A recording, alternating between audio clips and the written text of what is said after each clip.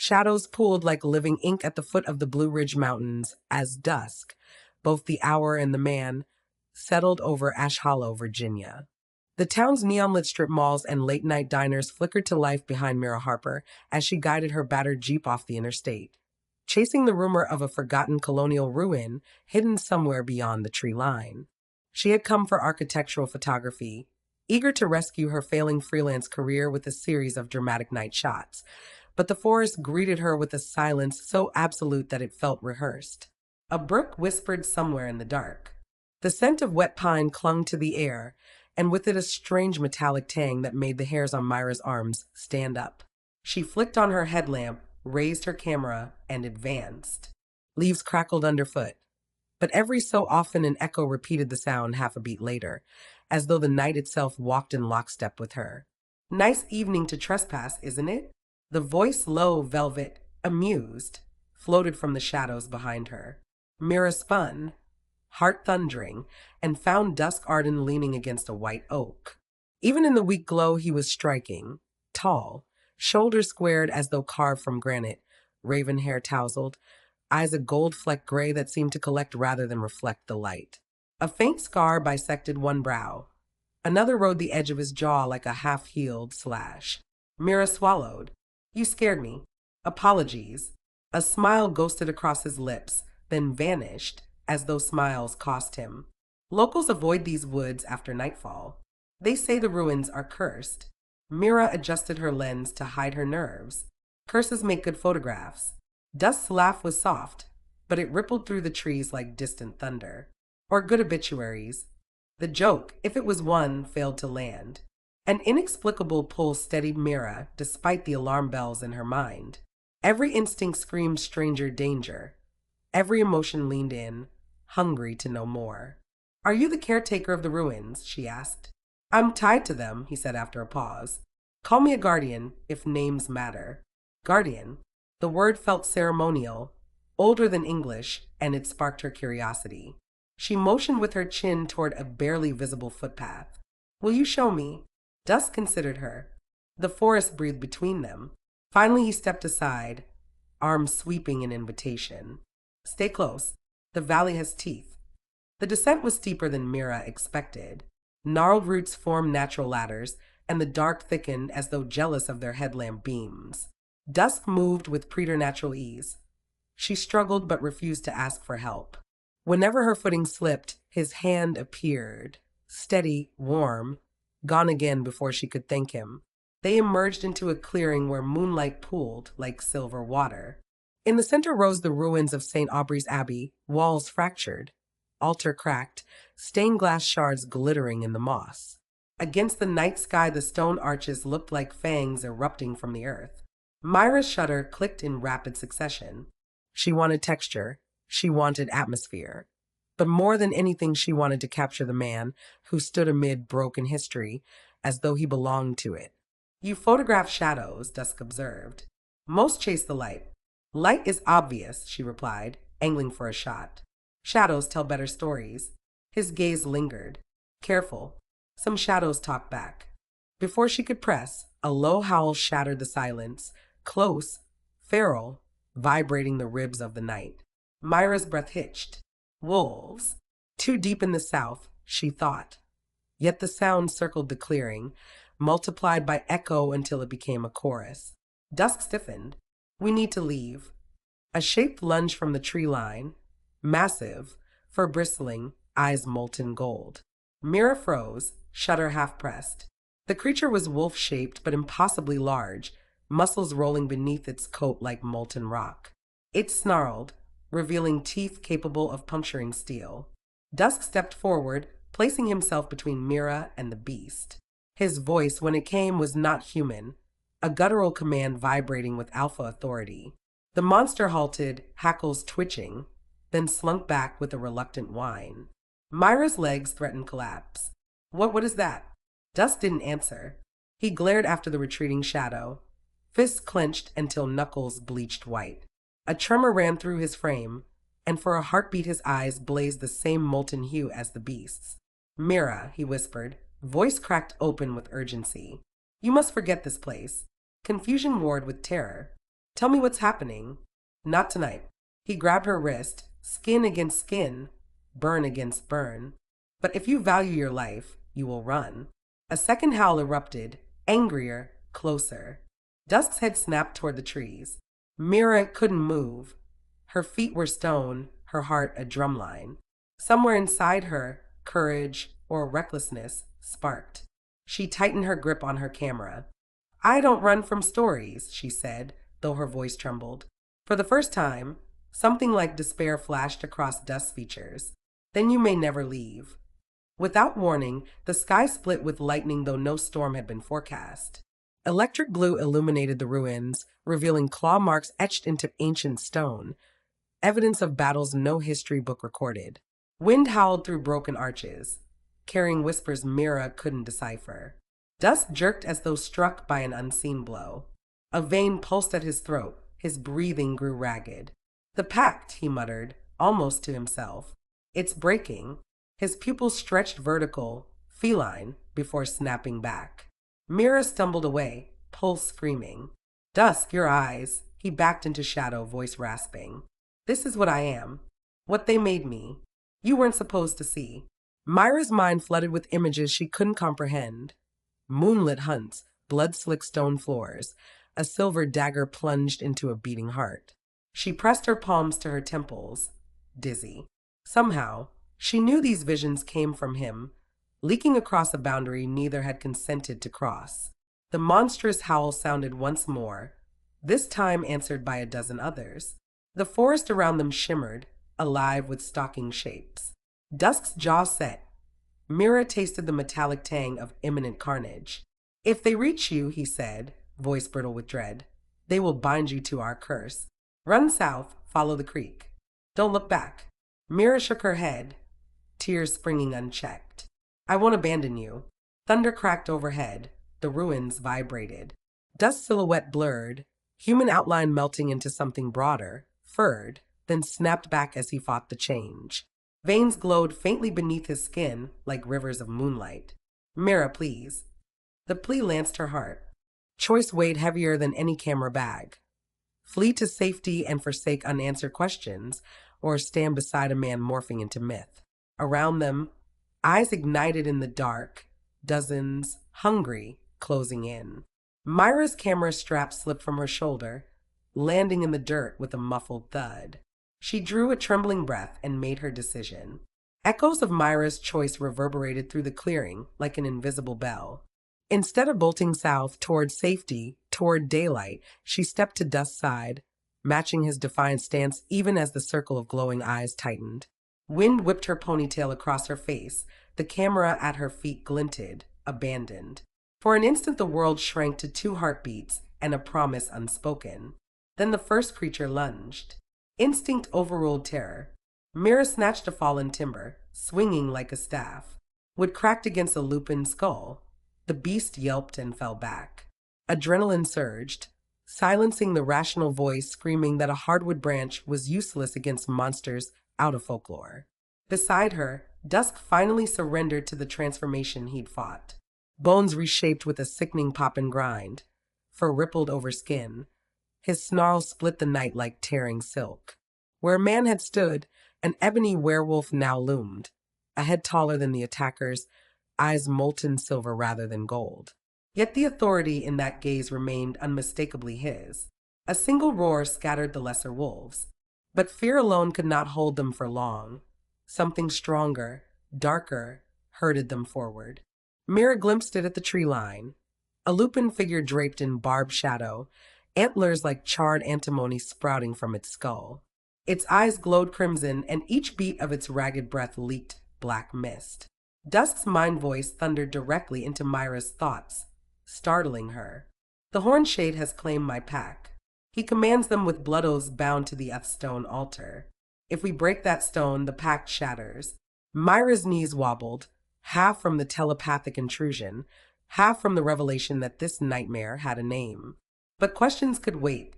Survival demanded action. She scanned the ruin. Moonlight slanted through the abbey's hollow nave, illuminating an altar slab veined with quartz and streaked by something darker than moss. A crack, thin yet pulsing with dull red light, ran down its center. The Earthstone. Can you hold them? She whispered, uncertain whether her voice or her thoughts carried. For a breath. No longer. Mira darted for the altar. Claws scraped stone behind her as dusk intercepted two wolves, hurling them aside like rag dolls. Snarls, yelps, and the dull thud of bodies colliding with pillars echoed through the nave. Somewhere overhead, stained glass shards rattled in their frames. Reaching the altar, she braced her palms against its surface. Power thrummed, cold, ancient, eager. The quartz veins pulsed like a sick heartbeat. She needed leverage, a hammer, explosives, anything. Instead, she had trembling hands and a branch already splintering. Desperation sparked memory. 2 summers ago, she'd photographed a Cherokee stoneworking workshop in North Carolina. The elder explained that sudden temperature shifts could fracture granite faster than steel chisels. Heat and cold. The camera flashed. It emitted brief but intense light, barely heat, but perhaps enough when focused. Her pack contained a portable flash strobe far stronger than the built-in, if she could wire the capacitor directly against the crack. Mira dashed back for her equipment, heart a metronome set to allegro. Wolves snapped at her heels. One grazed her calf, tearing denim and skin. She bit off a scream, grabbed the flash, and rolled beneath a collapsed arch just as teeth clashed where her neck had been. Pain seared, hot and wet. She pushed it aside, ripping open the strobe's plastic casing with shaking fingers. Circuits glittered like a city at night. She had no cutters, so she used a shard of glass to sever the power leads, exposing copper. Hurry! Dusk growled across the nave, his mental voice frayed. Mira risked a glance. His flank bled where claws had found purchase, yet he fought on, a whirlwind of charcoal fur and silver eyes. Wolves lay strewn, some whimpering, others unconscious, but more poured from the trees like living flood water. Over them towered the horned shade, red gaze fixed on the altar. It sensed her intent. A snarl boiled from its throat. The ground quaked, roots exploded upward, writhing like serpents to ensnare her ankles. Mira slashed with the glass shard, hacking fibrous tendrils before they could tighten. One root caught her wounded leg. White agony flared, but she kept cutting. Flash wires free. She crawled back to the altar, duct tape rolled dangling from her belt. She pressed the exposed copper into the glowing crack, taping madly. The quartz hummed louder as though curious. Please work, she hissed, thumbing the charge button. The capacitor whined, rising pitch screaming toward overload. 30 seconds, too long. Wolves closed. Dust barreled into the shade, jaws locking around one antler. They crashed into a pillar, shattering ancient stone. The shade's black mist seeped into Dusk's fur, sizzling like acid. His howl of pain shuddered through Myra's bones. 20 seconds. Mira forced herself upright despite the root still embedded in her calf. She slammed the flash's plastic lens directly into the fissure, hoping to focus energy inward. 10 seconds. The altar's pulse syncopated with her racing heart. Wolf eyes ringed her in a tightening noose, gold, hungry, afraid of their own obedience. She saw it now. They were prisoners too. 5. The shade tore free of Dusk's bite, antler cracked but intact. It raised a clawed hand and gestured. Wolves lunged as one. 4. Mira screamed, not in fear but command. Stay back. 3. And they did. For a single breath, the pack hesitated, caught between the shade's compulsion and an older loyalty to their true alpha. 2. Lightning burst from the flash, a sphere of blinding white that swallowed altar, ruins, trees, sky. Thunder followed, deafening. Quartz veins spider-webbed, glowed, and finally shattered in a cascade of glittering shards. 0. Silence dropped like a curtain. When the afterimage faded, Mira found herself on her knees amid smoking rubble. The altar was split clean through. The fissure no longer glowed. All around, wolves blinked, confusion softening their eyes to a muted amber.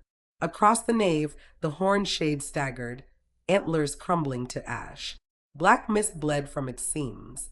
It turned toward Mira, no, toward something behind her, and let out a keening wail. Then its body collapsed inward, folding like burnt paper, leaving only a smear of shadows that seeped into the stones and disappeared. Mira exhaled a trembling laugh, equal parts relief and disbelief. Then the world tilted. She had forgotten the gash in her leg. Blood soaked her sock. Dusk, now human again though naked and battered, limped to her. Moonlight silvered the bruises marring his ribs. He knelt, cupping her face with hands still dusted in quartz. "You broke the pact," he murmured, off-threading his voice. "The pack is free because of you." Mira managed a wry smile. Good story material, right? But Dusk's expression darkened. He traced the torn fabric at her calf, fingers coming away scarlet. A crescent-shaped bite mark ringed the wound. Small, too small for any of the Shade's beasts. His eyes widened, then shuddered with dread. "That's not from my wolves," he whispered. "It's ancestral." Cold spread through Myra's veins. Already the edges of the bite tingled, skin beneath fever bright. Memories not hers flickered, running on four legs beneath argent skies, tasting the wind for prey. Panic warred with a growing, alien exhilaration. "Tell me it can be cured," she begged. Dusk's silence was answer enough. He looked at her as though seeing a fragile star about to implode under its own gravity. In the distance, sirens wailed. Someone must have reported thunder, lights, chaos. The human world was coming, and with it questions none of them could safely answer. Dusk stood, offering his hand. "We have hours, maybe less, before first change. We need to reach the Dree woods beyond county lines. The lunar springs there may slow the spread." Mira clasped his hand, hauled herself upright despite vertigo. "And if they don't, then I teach you to run on 4 feet." His voice cracked, equal parts terror and tenderness. They limped toward the forest edge, leaving camera, jeep, and the shattered altar behind. Overhead, clouds parted to reveal a moon now blood-tinted, as though mourning the freedom purchased. Behind them, an ember red eye blinked open in the rubble. One last fragment of a stone still pulsing, waiting. Ashes stirred beneath Myra's boots as she and Dusk pushed deeper into the national park backcountry, trading paved roads for deer trails choked by rhododendron and sourwood. Night had sagged into the blue hour before dawn, and every shadow seemed eager to bloom into something with teeth. Myra's calf throbbed, hot, electric, while her mind fluttered between terror and a fierce, bewildering joy each time forest sense sharpened beyond human range.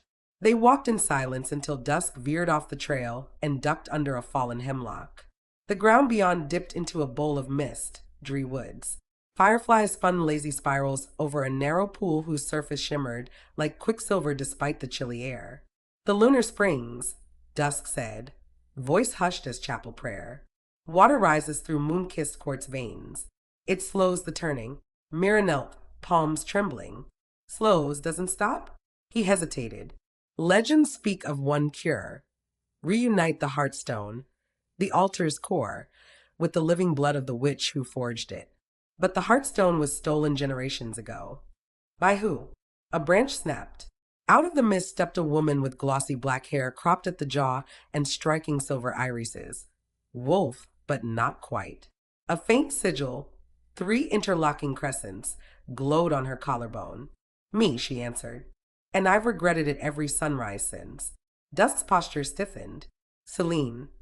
Mira recognized the name from local legends, an Arden who vanished after defying her pack's laws.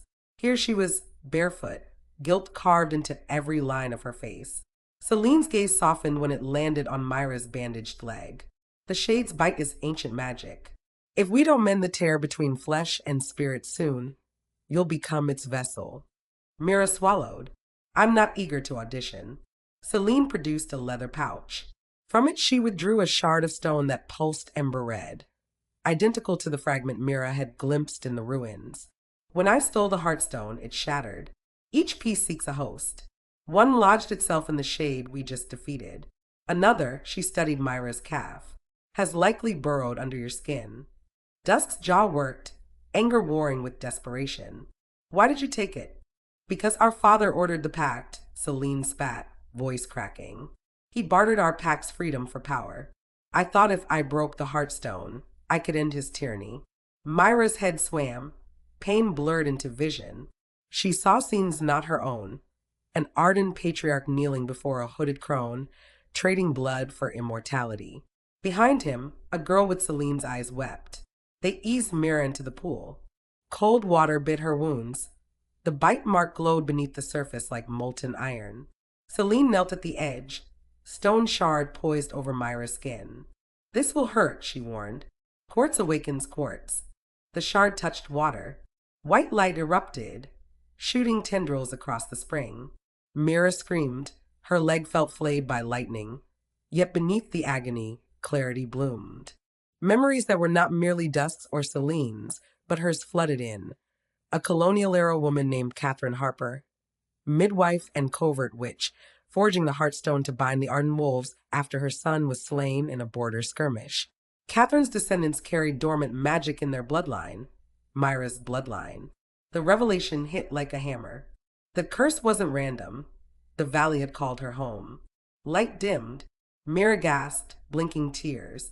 When she looked, a pebble-sized crystal now sat on her palm, drawn from a bite wound, leaving flesh raw but healing. Its glow had faded to soft rose, as though soothed. Celine exhaled in relief. The Heartstone remembers its true keeper. But triumph died as the ground shook.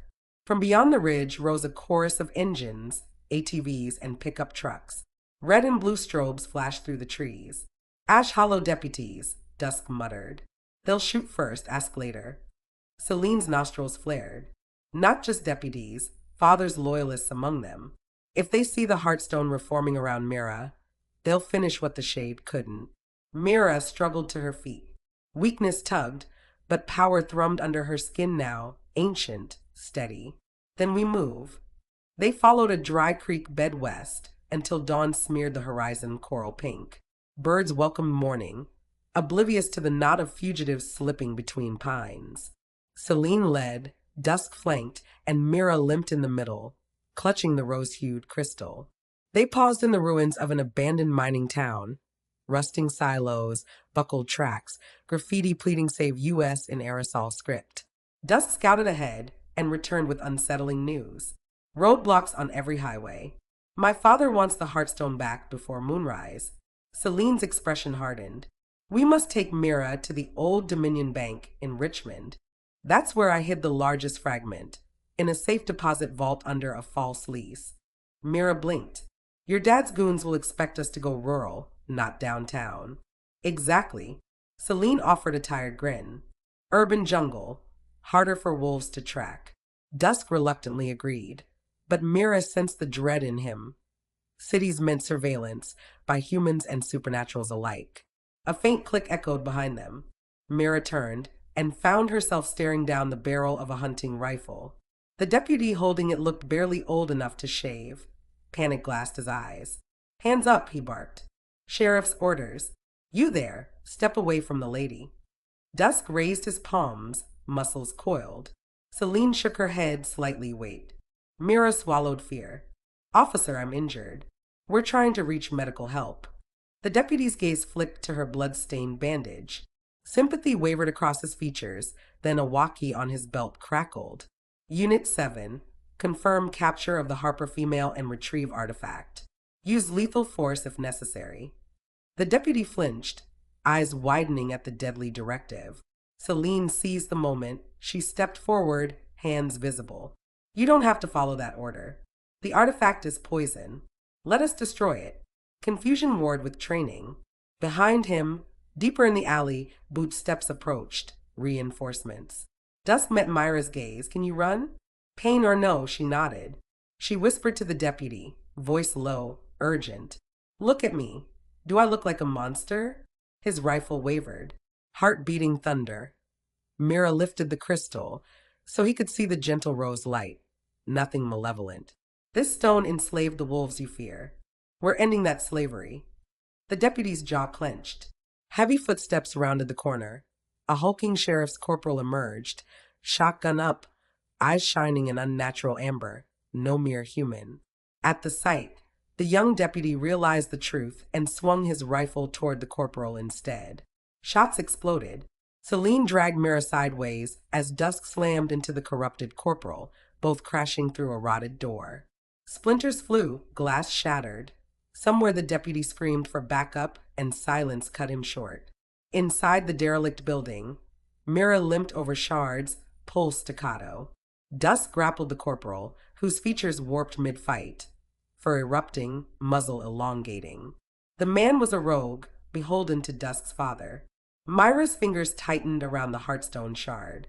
Instinct whispered, command it. She focused, recalling the spring's energy. The crystal warmed, humming. She pictured chains unspooling from its core, lashing around the rogue. A rose gold halo flared. The corporal froze, eyes wide with disbelief, limbs locked. Dusk seized the opportunity, striking a nerve cluster. The rogue collapsed, unconscious. Celine whistled low. Witch blood indeed. Mira wavered, exhaustion dousing adrenaline. I can't keep doing that. Just hold until Richmond, Celine replied, already rifling the corporal's pockets for keys. Then we reunite the heartstone. Full strength, permanent cure. Dusk touched Myra's shoulder. If anything feels wrong, tell me. His voice, raw and earnest, threaded a promise she had begun to crave more than safety. They hijacked an unmarked cruiser, siren disabled, and sped toward the interstate. Morningside mist burned off, revealing rolling pasture and billboards for antique malls. Celine drove like a fugitive surgeon headed to triage. Mira dozed in the back seat, dreams crammed with flickering ancestral memories. One vision lingered, Catherine Harper forging the original Heartstone on an iron anvil, weeping as wolf howls surrounded her cabin. With each hammer strike, she poured love and fury into the courts, love for a son lost, fury at the pack who took him. Mira jolted awake, heart racing. The Heartstone wasn't merely a shackle, it was grief crystallized. No cure would last unless that grief was faced. Traffic thickened. Skyscrapers rose, glass catching sunlight like blades. They reached Richmond before noon, weaving through one-way streets until the limestone edifice of Old Dominion Bank loomed, a Gilded Age behemoth with bronze doors. Celine parked in a loading zone. We have minutes before parking enforcement descends. Inside, marble floors echoed under hurried steps. Celine presented forged credentials to a clerk and secured access to the vault level. An elevator whisked them underground. Brass gates parted to reveal rows of safe deposit boxes. Fluorescent lights hummed overhead. Box 713 lay waist-high. Celine inserted a key, turned, click.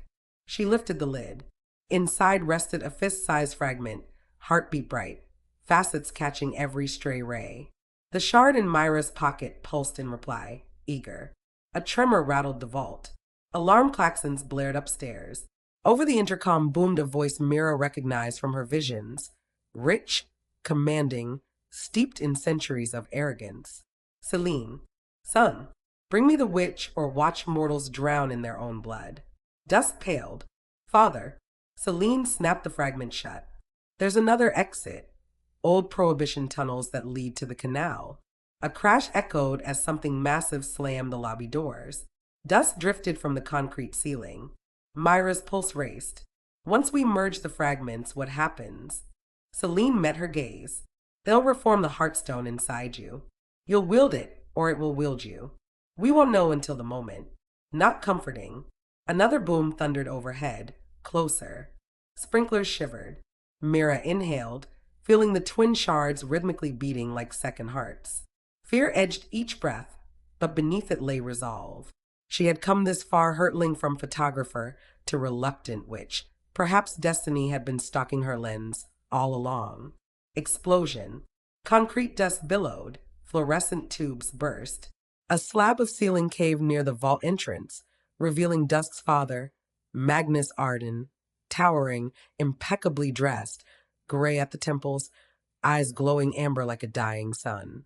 Fragments of shadow licked his shoulders where wolf and man blurred. Give her to me, Magnus growled, voice shaking masonry. The line of Harper ends tonight. Dusk stepped in front of Mira, teeth bared though still human. It ends when you do. Magnus laughed, a sound like splitting ice. With a flick of his wrist, he hurled Dusk against safety deposit boxes, metal screeching. Celine swung a fire axe she'd pried from the wall. Magnus caught the haft and yanked her off her feet, sending her crashing into a filing cabinet. Mira stood alone, heartstones vibrating like twin thunderclouds. Magnus advanced. Child, you don't understand the burden you carry. The heartstone feeds on grief. It will hollow you as it did Catherine, as it did me. Shock flared. You were her lover. Words left Myra's mouth before her brain seized them. Knowledge from inherited memory. Magnus faltered, eyes thinning to slits. I loved her, and she cursed me when I chose my pack over her son.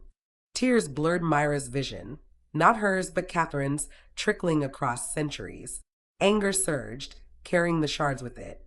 They leaped from pocket and box, orbiting her like twin comets. Pink light ignited to blinding white. Magnus shielded his eyes, snarling. Don't. This ends, Mira said, voice layered with Catherine's timbre now. She clapped her hands, the fragments slammed together mid-air, fusing with a sound like ringing crystal. Light exploded outward, cannon loud, rippling through walls, up elevator shafts, across Richmond's skyline.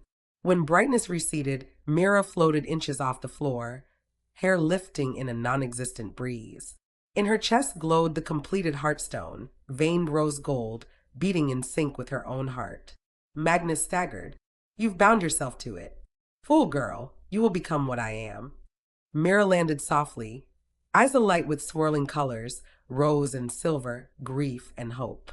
No, the stone was forged from sorrow but can be tempered by choice. She extended her hand toward him. Yield, and we free the pack together. Magnus' lips peeled back in a snarl, but behind him, a dozen freed wolves burst through rubble, led by the deputy from Ash Hollow, eyes clear of compulsion. They formed a semicircle, watching their former alpha with wary defiance. Celine limped to Dust's side, both bruised but standing. End it, Mira, before he claims the stone again. Myra's chest burned, stone testing her will like molten lead. She felt Magnus' pain, centuries of leadership betrayal, loss. Shadow begged to swallow her empathy and harden into rage. She fought it, holding to a single memory, Dusk's gentle hand on her camera strap when they first met. She whispered, not to Magnus but to the stone, no more chains. A wave of rose gold radiated outward, washing over every wolf.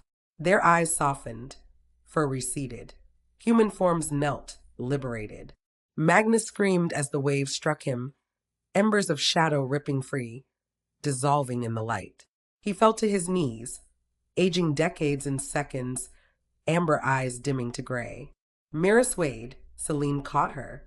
The vault lay silent save distant sirens and settling dust. Magnus looked up, frail. Catherine, forgive me. Then, with a sigh, he collapsed, body crumbling into fine ash that swirled away on a wind no one felt. Mira clutched the heartstone, breathing hard. Power ebbed, leaving her drained, yet strangely whole. Around them, freed wolves wept, some for joy, some for Magnus. Dusk approached, eyes glistening. You saved us. Mira managed a tired smile. With your help. Sirens neared, the mundane world arriving late to a centuries-old war. Celine squeezed Myra's shoulder. We should disappear before questions start. The pack needs a future. Mira met Dusk's gaze. Photographs could wait, healing could not. And somewhere inside, Catherine's grief finally quieted, replaced by possibility. Above, dust-laden light shafted through the ruined ceiling, illuminating them like actors on a stage whose final curtain had not yet fallen. Tremors rippled through Richmond's historic district long after the bank ceiling stopped shedding dust. While emergency crews cordoned off Canal Street, Mira, Dusk, Celine, and a dozen shaken shifters took refuge in an abandoned tobacco warehouse overlooking the James River. Morning sun filtered through cracked skylights, revealing a tableau that looked more like a refugee camp than a victorious pack. Wolves in donated clothes, bruised and blinking against human daylight, every heartbeat keyed to the same anxious rhythm. What now? Mira slumped against a brick pillar, the newly restored heartstone pulsing beneath her sternum. With each beat it whispered half-formed impressions, remnants of Catherine's memories, shards of Magnus' regret, even snatches of the horn shade's primordial hunger. She pressed a fist to her breastbone, willing the voices into silence. They quieted, But the ache remained, a reminder that the stone might have chosen her, yet it was not done shaping her. Celine paced nearby, phone pressed to her ear, negotiating fake IDs and safe house logistics with a hacker witch in Seattle. Every few steps she winced, one rib clearly cracked. Dusk leaned against a packing crate, arms crossed, stealing glances at Mira whenever he thought she wasn't watching. In his eyes, she saw equal parts admiration and worry. He no longer feared for the pack. He feared what the Heartstone's power could be doing to her. A shrill whistle cut through the warehouse. Deputy Marshal Grant, the young officer who defied Magnus, stood atop a forklift, clipboard in hand. Roll call, folks. His newfound authority sat awkwardly on his shoulders, but people responded. A pack needs structure, even in exile. Names echoed. Claire, Jonah, Luis, B, Astra, each a freed wolf with a story of compulsion lifted. When Grant reached Mira, she gave her human surname. No need to complicate matters with witch blood tonight. Grant nodded, then addressed the group. City police are framing the bank incident as a lone wolf gas line explosion. Lucky for us, nobody's looking for shapeshifters. Unlucky, federal agents from Wildlife Services are sniffing around. Apparently, someone reported large predators in the river district. A murmur rose. Wolves exchanged uneasy looks. Being hunted by humans bent on quarantining dangerous wildlife was nearly as bad as living under Magnus' tyranny. Grant cleared his throat. We need a convoy out of state before sundown. Vans arrive in 2 hours. We ride north to the Appalachian Sanctuary until he never finished. The warehouse door screeched open and slammed against the wall. In strode a woman in a slate-gray power suit, heels silent despite the concrete floor. Her hair, black shot with platinum, was bound in a tight braid. She carried no weapon Mira could see, yet every wolf bristled instinctively. The woman's gaze moved like a scalpel, weighing, measuring. Dusk stepped forward, posture half defensive, half deferential. Director Aaron Vale, he greeted, voice low. Celine swore under her breath. Great. The Vale Commission. Mira frowned. Who? Interspecies Accord Enforcement, Celine whispered. They police supernatural breaches, and they hate rogue artifacts. Director Vale's steel blue eyes landed on Mira. You hold a Class 7 binding relic outlawed since the Treaty of Duluth, 1913. Her voice had the crisp precision of a judge handing down sentence. Hand it over. Myra's pulse roared. The Heartstone warmed as though sensing threat. Around them, wolves shifted feet, torn between fight and flight. Dusk took Vale's attention. Director, the artifact is stabilized. My father misused it, Mira redeemed it. The pack is free. We intend to disappear, peacefully. Vale raised a brow. On whose authority? Yours? Last I checked, the Arden lineage lost its seat on the Northern Council the moment Magnus violated non-predation protocols. Celine stepped between Mira and Vale. Fractured rib be damned. You can't confiscate the Heartstone without condemning Mira. It's fused with her life force. That is precisely my concern, Vale replied. A human host bound to predatory magic presents an existential risk. Vendetta, emotional instability, trauma. Any could trigger catastrophic resonance. I'm authorized to extract the relic by any means necessary. Cold dread trickled down Myra's spine. She looked to Dusk. He shook his head minutely, lips tightening, not without a fight. Grant spoke up, voice shaky but determined. Director, if you're here to enforce peace, maybe start by listening instead of threatening. Vale's gaze flicked to the deputy.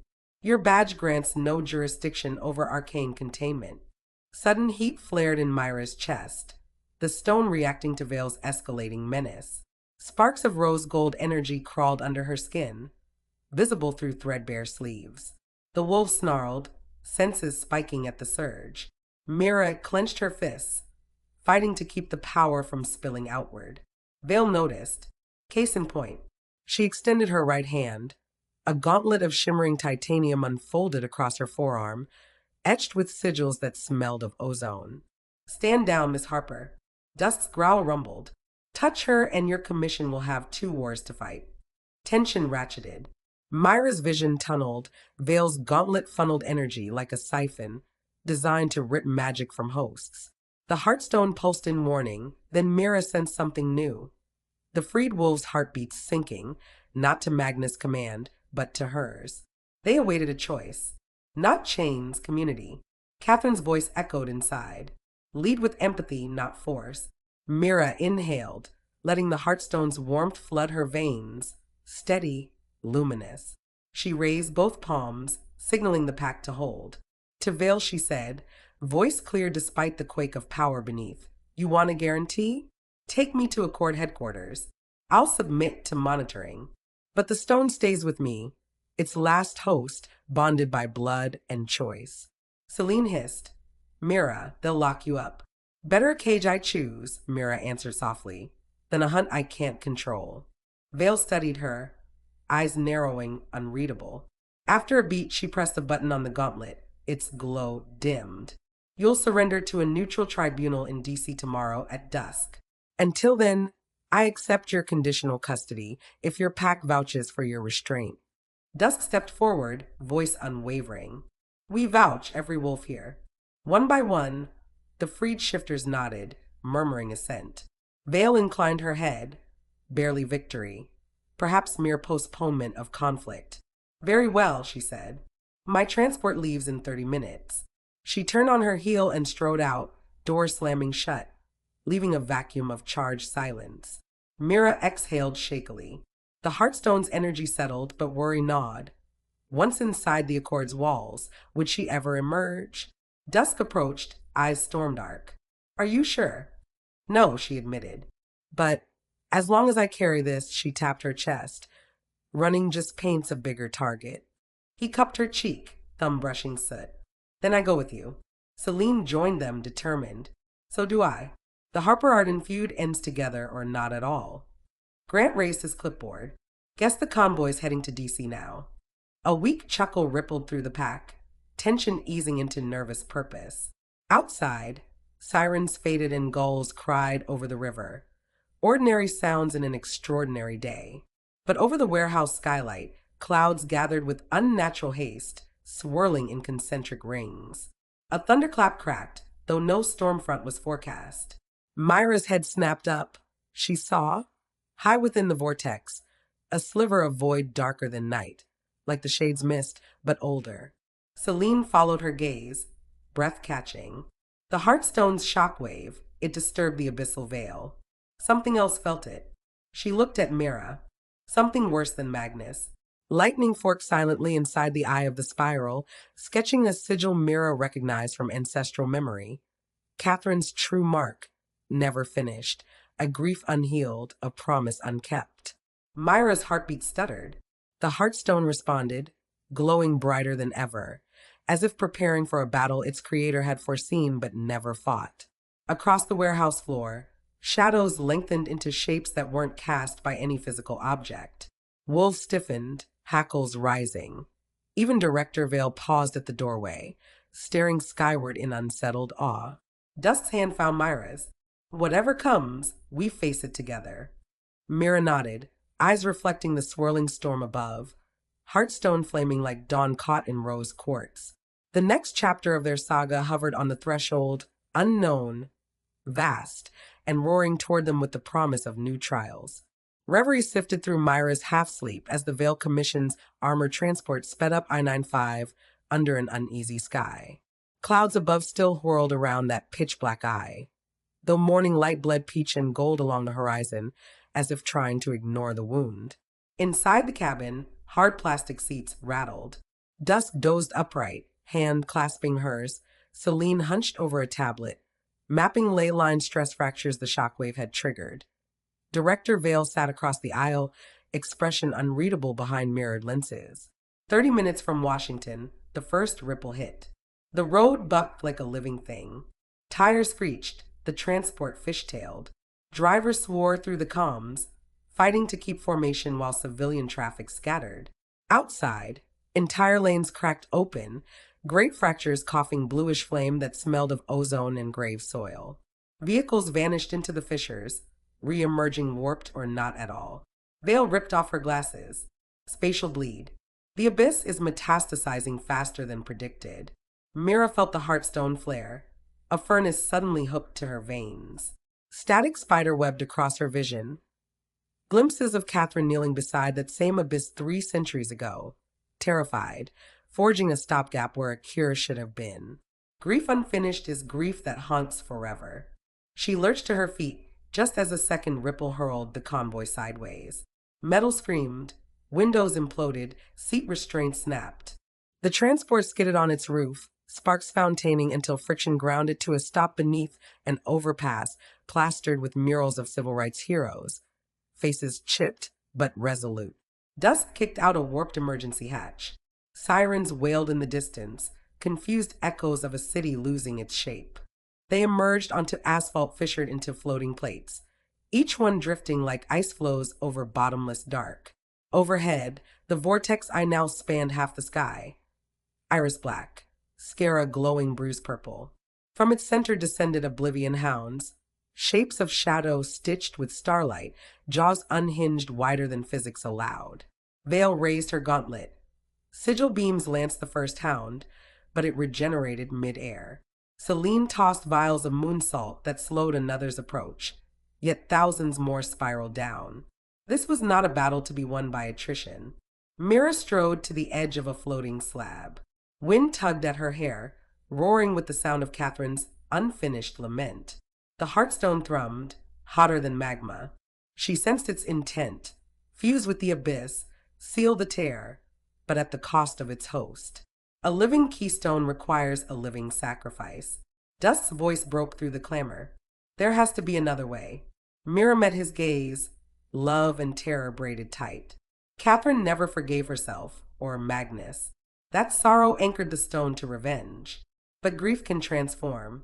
She glanced at Celine, at freed wolves rallying behind overturned cruisers, at Vale standing shoulder to shoulder with the species she once hunted. We rewrite the covenant together. Vale lowered her weapon. Explain quickly. Mira inhaled, heartstone radiating rose gold until her ribs glowed through torn fabric. The abyss feeds on pain unspoken.